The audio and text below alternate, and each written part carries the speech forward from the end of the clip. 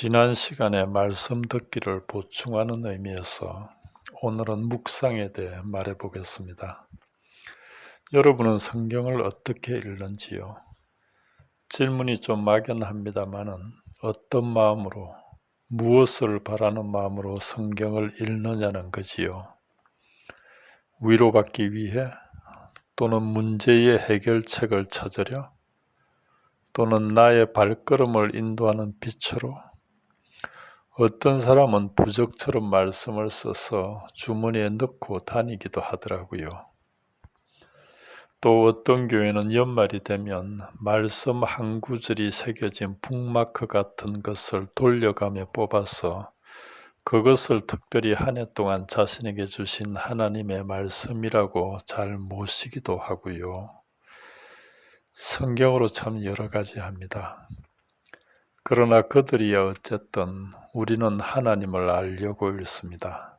성경이란 하나님이 당신을 계시하신 책이니까요.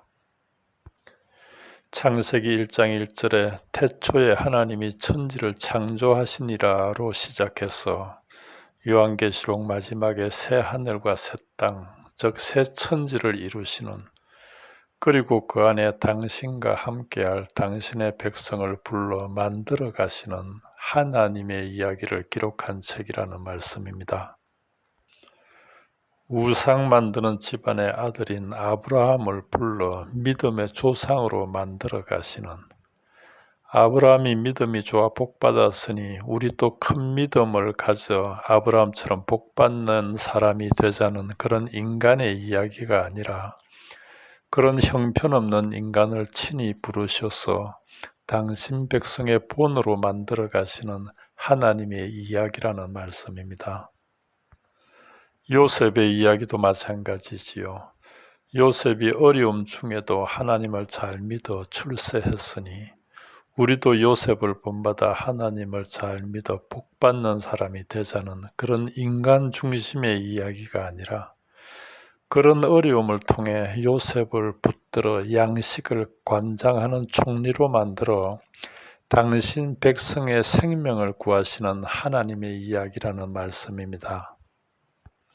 성경은 하나님 이야기이며 그래서 우리가 성경을 읽으면 성경은 끊임없이 하나님이 누구시며 그분이 어떤 분이신가를 말씀하는 하나님 말씀의 책이라는 말씀이지요. 그런데 여기서 우리가 주목해야 할 한 가지가 있는데요. 그것은 그와 동시에, 즉 성경이 하나님에 대해 말씀하고 계심과 동시에 말씀을 읽고 있는 우리에게 이런 말씀도 함께 하고 계신다는 것입니다. 그래, 나는 그런 하나님인데 나의 말을 읽고 있는 너는 누구냐? 그래, 나는 그런 하나님인데 이 책을 통해 나를 알고자 하는 너는 누구냐? 여러분도 성경 읽을 때 이런 말씀을 듣는지요? 마음을 열어놓고 어떤 편견이나 선입견 없이, 그리고 자신이 알고 있다는 알량한 지식이나 논리들 다 접어놓고 성경을 하나님 말씀으로 읽으면 우리는 이런 우리 자를 돌아보게 하는 말씀을 반드시 듣게 됩니다.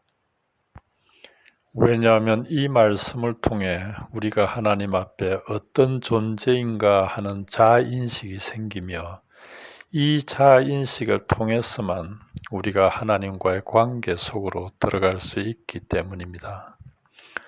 우리 주님이 내가 의인을 부르러 온 것이 아니라 죄인을 부르러 왔다고 하신 말씀이 바로 이 죄인이라는 자의식을 통해 당신과의 관계로 우리를 부르시겠다는 말씀이니까요.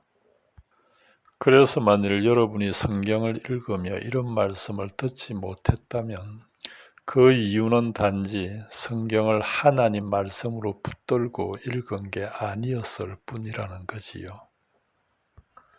심지어 여러분이 말씀을 읽으며 또는 설교를 들으며 은혜를 받았다 하십시다.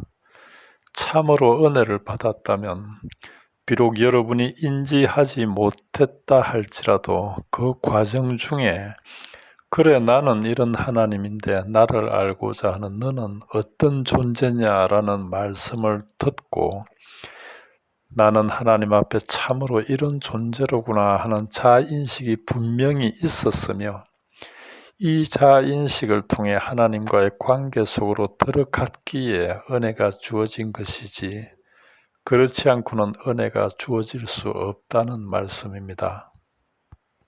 왜냐하면 은혜란 하나님과의 관계 밖에서는 성립되지 않기 때문입니다.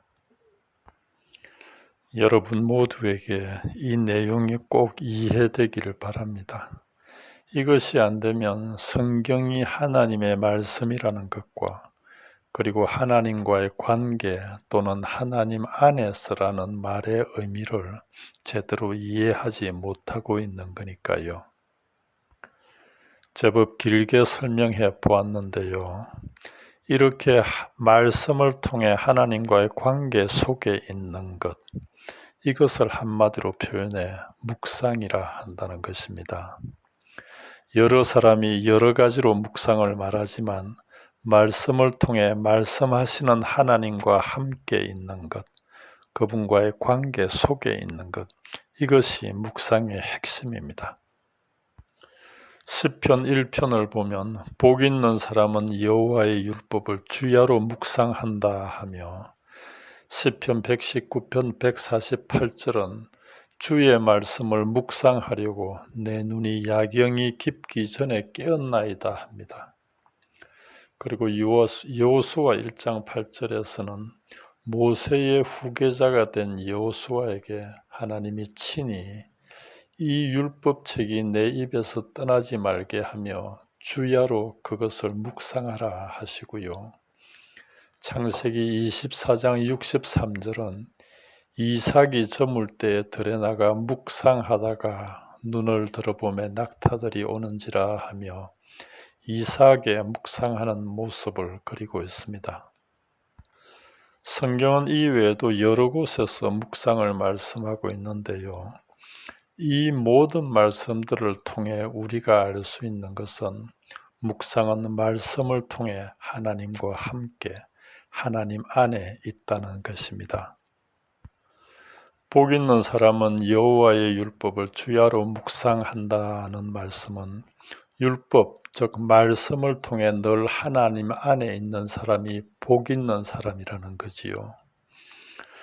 그리고 주의 말씀을 묵상하려고 내 눈이 야경 깊기 전에 깨었나이다 라는 말씀 또한 말씀을 통해 하나님과 함께 있고 싶어 자다가도 벌떡 깨는 또 이 율법책이 내 입에서 떠나지 말게 하며 주야로 그것을 묵상하라는 여호수아에게 하신 이 말씀 또한 한마디로 내 말을 통해 나와 함께 있으라는 하나님의 말씀이고요.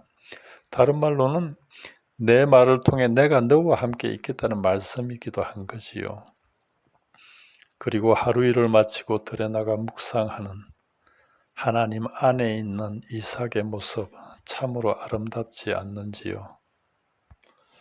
여러분들, 우리 그리스도인은 거듭나서 하나님을 알고 그 하나님과의 관계 안에서 하나님을 누리라고 부름받은 존재들입니다. 웨스트민스터 소요리 문답 제1문이 뭔지 아시지요?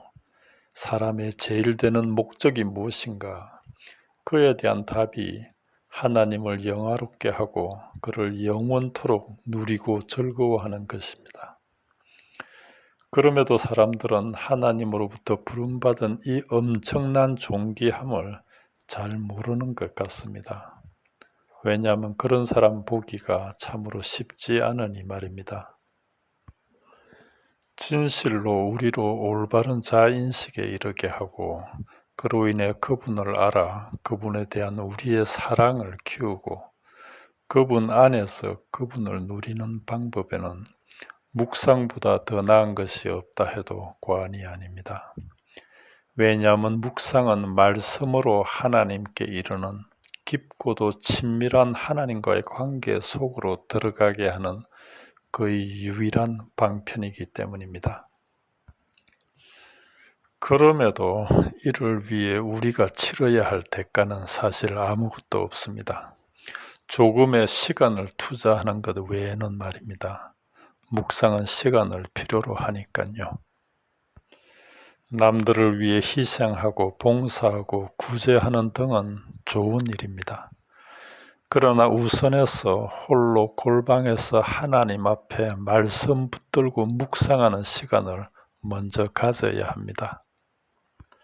말씀 읽을 시간도 없이 묵상할 시간도 없이 바쁘다면 그가 아무리 부지런하고 희생적인 사람이라 해도 그런 사람은 하나님 앞에서는 참으로 게으른 사람이기 때문입니다. 묵상하는 이들은 이미 다 알겠지만 묵상은 처음에는 우리가 시작하는 것 같지만 일단 시작하면 어느 틈엔가 성령께서 우리의 묵상을 이끌어 가십니다. 말씀 붙들고 하나님 앞에 홀로 앉는 시간을 그분께 드리십시오. 그러면 어느샌가 성령님이 우리를 하나님 안으로 이끌어 놓을 것이니까요. 100마디 말보다 해보면 알 터이니 바로 시작하기 바랍니다. 일주일 후, 한 달 후, 여러분이 얼마나 하나님께 가까이 와 있나를 보고 깜짝 놀랄 테니 말입니다.